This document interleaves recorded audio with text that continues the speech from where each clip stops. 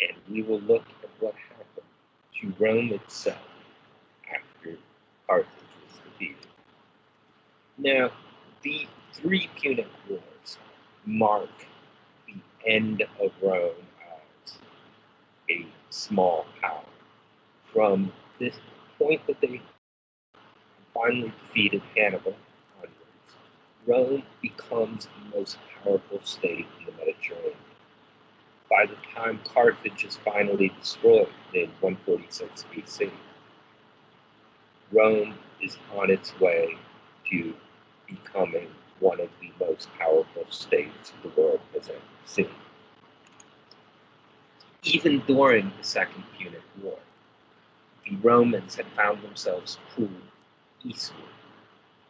The king of Macedonia, Philip V, had aligned himself with Carthage and supported it, not because he found Carthage or Hannibal particularly attractive, but rather because the Macedonians had already figured out that Rome was a threat to their power, and it was only a matter of time before Rome would turn its eyes eastward.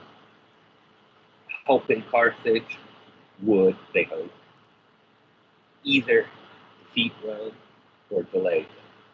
Unfortunately, once Hannibal was defeated, the Macedonians found themselves facing the Romans directly. The Romans send an army almost immediately after the end of the war and defeat Macedonia, establishing what they call the Peace of the Greeks in 197. Macedonia is still independent. Rome is still far away. But Rome is now going to begin to be drawn into Greek matters. The Seleucid Empire at one point makes a bid to reunite all of Alexander's empire, sending an army into Greece. The Romans defeat them at that same battlefield of Thermopylae and pursue them back into Asia Minor. Eventually, in 146, the same year that the Romans defeat Carthage and create the province of Africa, the Romans also eliminate Greece and Macedonia as independent powers. Now, Macedonia and Greece become the provinces of Macedonia and Achaia. Just a few years later, the Romans find themselves drawn eastward even further.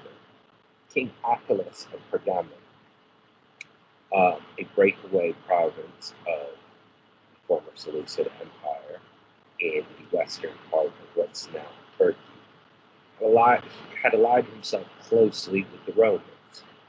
He had no children, and in his will, he gave his kingdom to the Roman Republic. The kingdom of Pergamon became the first Roman province in the continent of Asia, and they gave the very creative name of Asia. Further wars would follow, taking the Romans further and further east.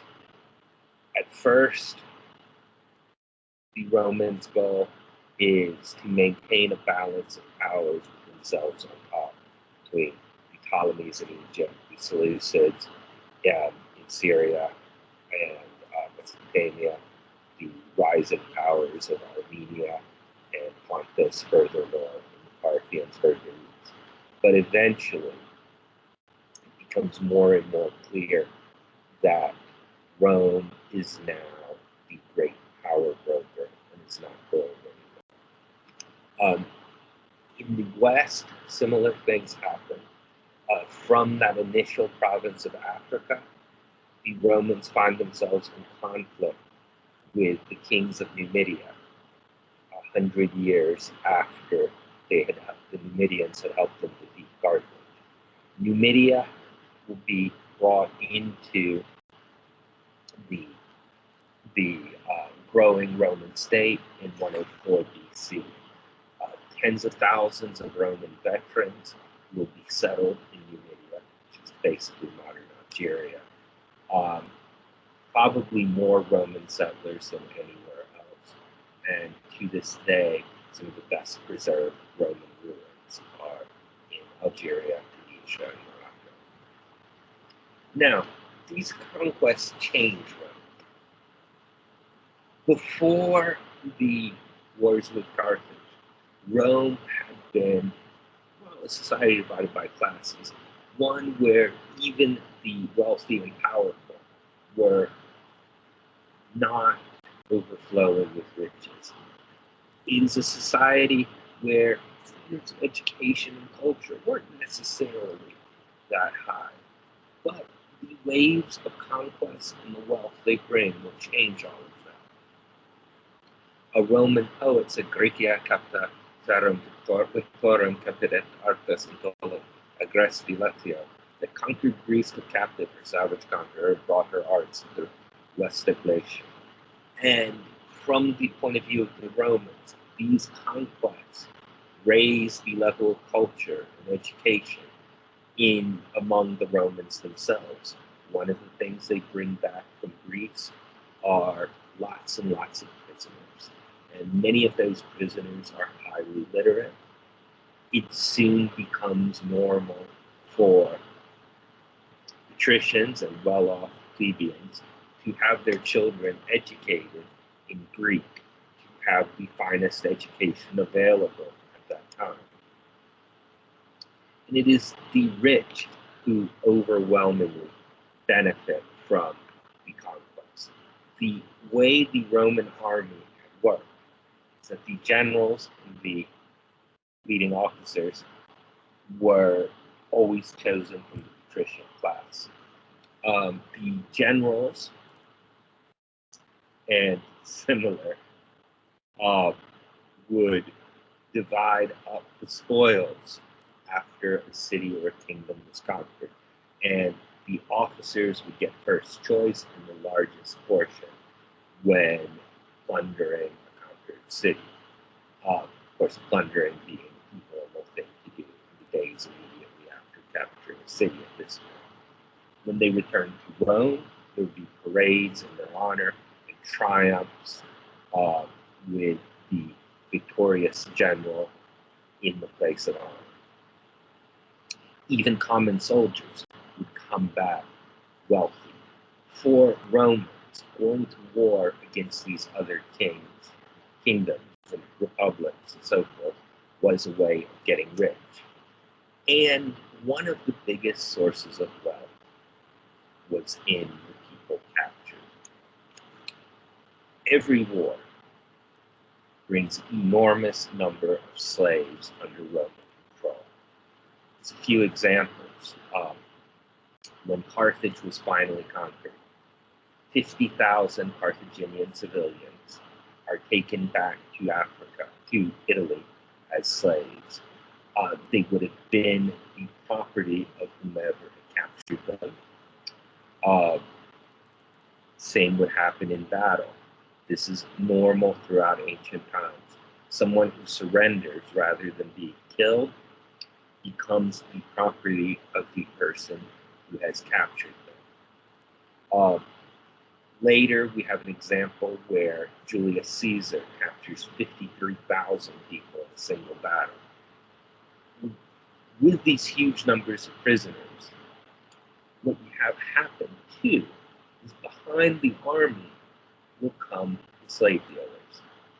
Knowing that the Roman army is about to conquer a place, the slave dealers would be prepared to purchase slaves to take back home. They will offer lower prices immediately afterwards to ordinary soldiers for the prisoners they've taken. Then the slave dealer takes the slave to the market, sells them at the going price. So, for instance, Julius Caesar, with those 53,000 Gauls, sells them. Probably sold them for about 10% of what the slave traders would get once they've taken them back to Italy. However, he no longer has to feed them. He protects the guardian. The same would happen at lower levels. Um, Privates in the Roman army would find being in the army a way to get rich if you were following a successful general who was conquering. Because even the sale of just a few slaves, a few prisoners of war, slavery, would generate quite a lot of money. The huge numbers of people who get taken back in these wars creates an economy that is driven heavily by slavery and the slave trade. And the slave trade will continue to grow as the territory controlled by Rome grows. You could almost say the purpose of some of the Roman wars is to get prisoners, to bring back to Roman territory to work, and to generate wealth for the people engaged in warfare. Of course, there will be times of peace. And when there's peace, slaves will continue to move into Roman territory. A few years ago, a man named Walter Scheidel made an estimate that over the course of its existence, 100 million people were enslaved and brought into the Roman Empire. This is going to be well over 100,000 a year. This is about 7 times greater than the Atlantic slave trade and is by far the biggest slave trade in human history. With so many slaves, then the question is, what happens to them? Slavery had existed in Rome from the beginning. However, in the beginning, it had been a relatively small scale. Rome was small, it was poor. Romans could not afford lots and lots of slaves. And some rules come in early. Debt slavery, that is, reduced slavery because you cannot pay your bills, had been ended in 326 BC. This gives a benefit to Roman citizens. It means, however, that for an economy where slaves provide much of the work, there is a constant need to bring new people in to continue to grow the economy. In fact, they had come in such numbers that by the 1st century BC, some estimates say up to 40% of the population in Italy were slaves. Other provinces, you can find similar numbers, but generally somewhere between 10 and 50%. Here are a couple in North Africa, about 28%. In Greece and Asia Minor, 27%. 17% in what would be Spain and France, 19% in the eastern provinces. This is a huge number of slaves. If we think about the size of the Roman population, which was probably never more than 120 million people, that would mean somewhere from 20 to 30 million slaves at any one point. Again, this is just an astonishing number of people in slavery. However, getting out of slavery was also relatively easy. There were legal rights accorded to the enslaved, and once they were free, they could become full citizens. Estimates show that the average amount of time the average enslaved person spent as a slave in the Roman world was about 20 years. However, the average life expectancy for a enslaved person was 17 years. So, if you live long enough and you are a slave, you have a very good chance of regaining your freedom if you have been born free. Of course, over time, more and more of the enslaved will have been born into slavery. Now, it kind of worked that slaves did in the Roman Empire is somewhat different than maybe we would think. Slaves can work and earn money. Um, they can run businesses, and once they've earned money, they can buy their freedom. In fact, the master is obligated to free his slave who offers to buy himself.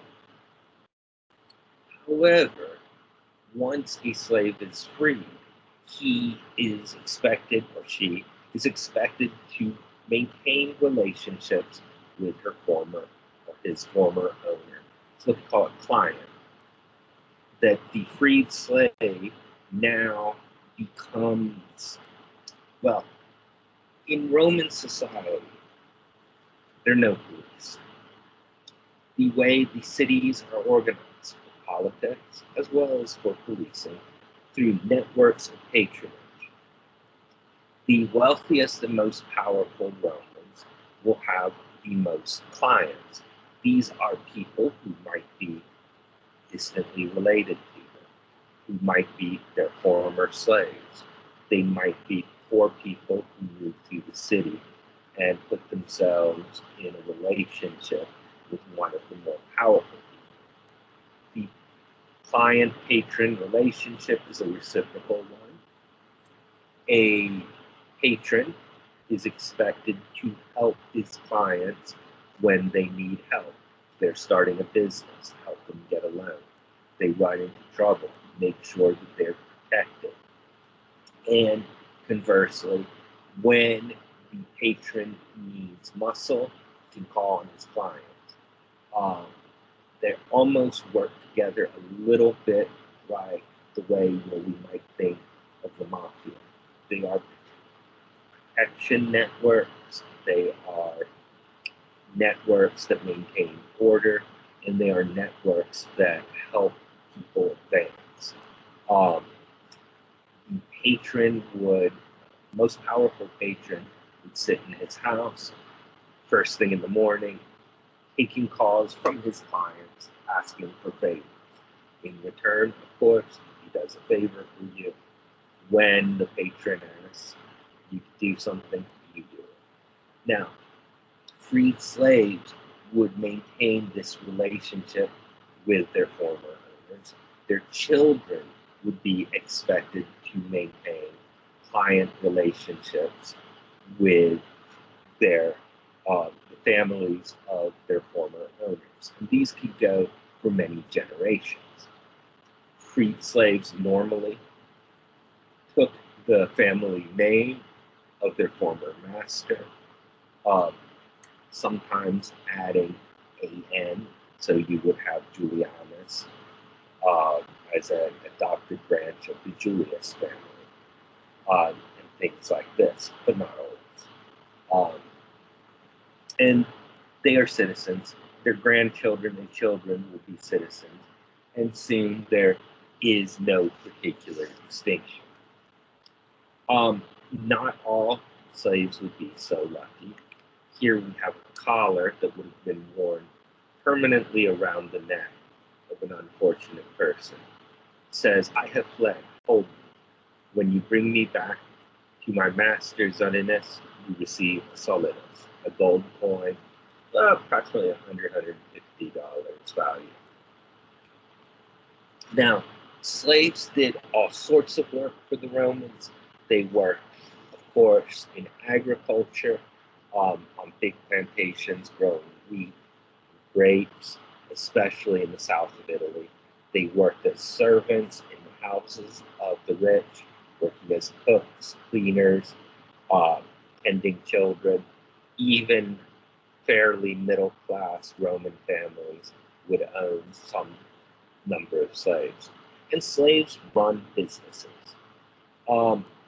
Another feature that might be peculiar to us, a wealthy Roman, to increase his wealth, would own businesses, but he would not actually work in them. He might open a hairdresser or a bakery, something like this.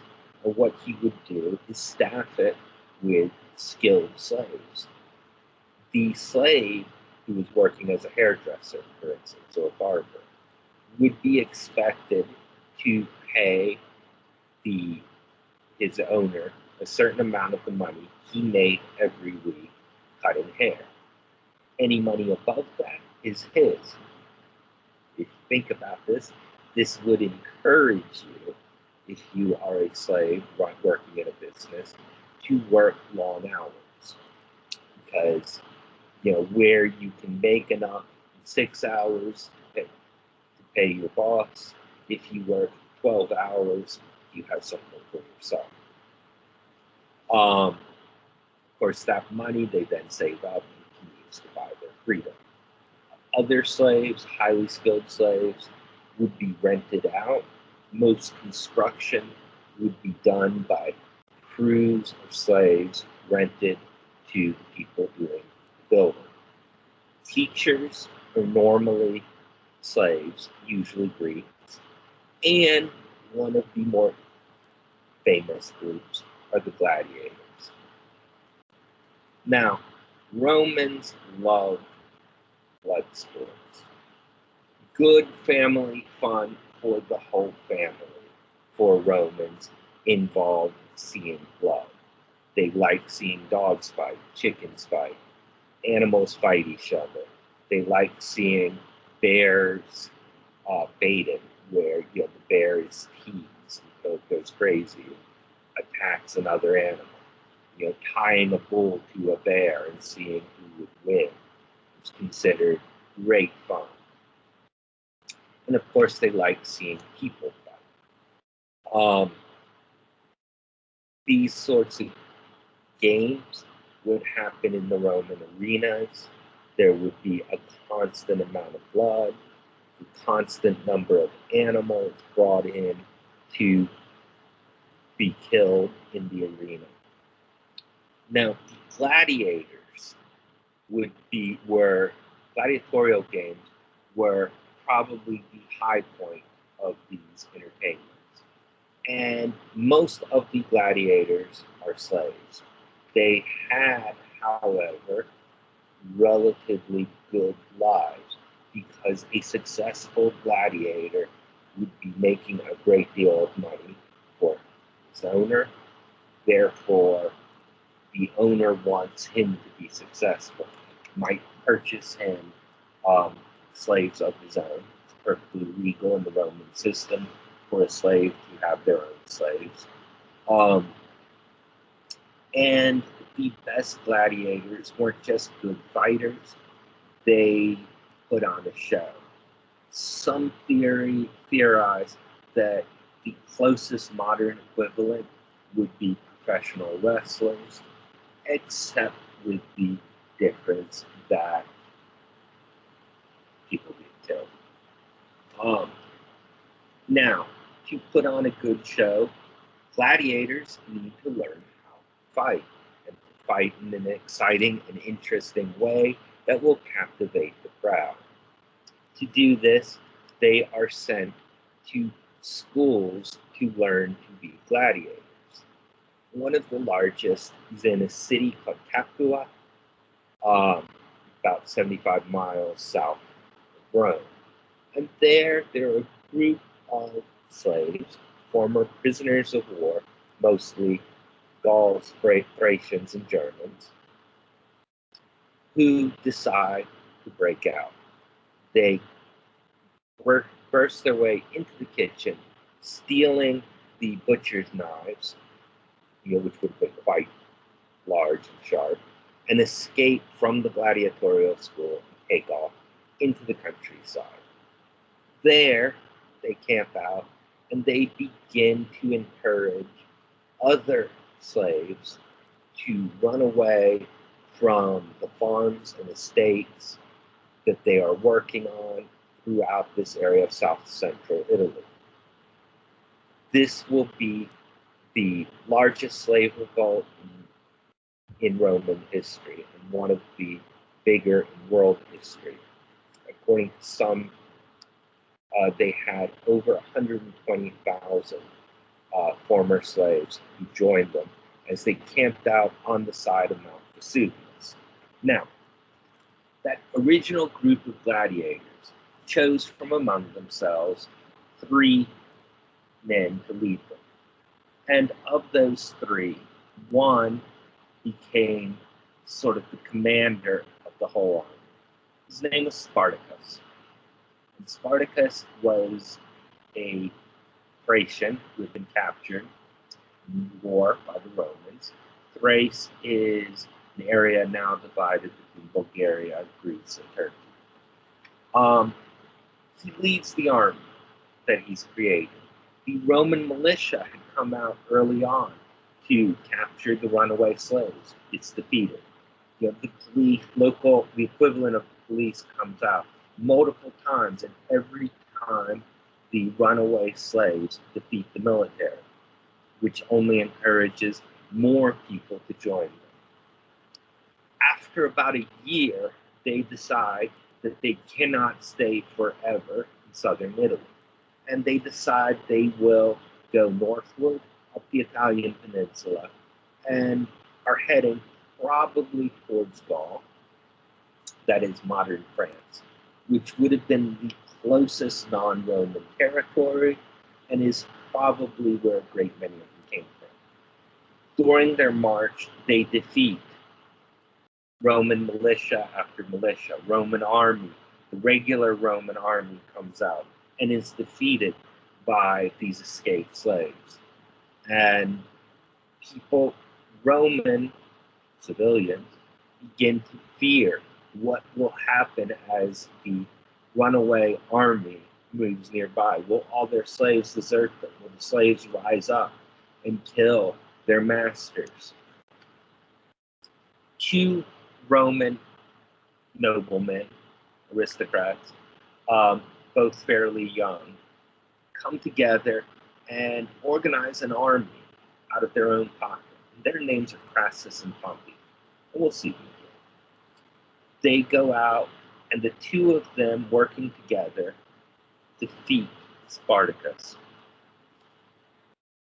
During the battle, most of the rebels and the runaway slaves are killed, probably including Spartacus. The 6,000 who surrender out of 120,000. Well, what's going to happen?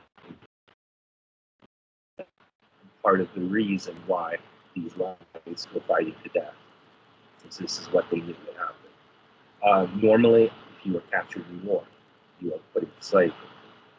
You can't really do that with these former slaves.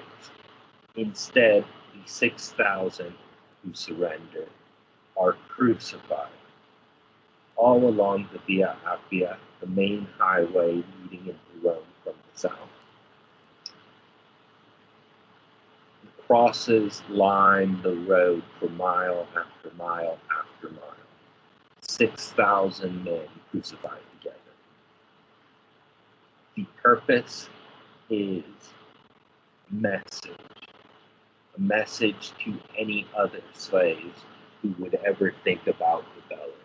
This is what the Romans would do. Now, this is a very brutal moment. There have been 2 television series and at least 2 movies made about Spartacus. It is one step in an even larger process that will get 2 minutes, the end of the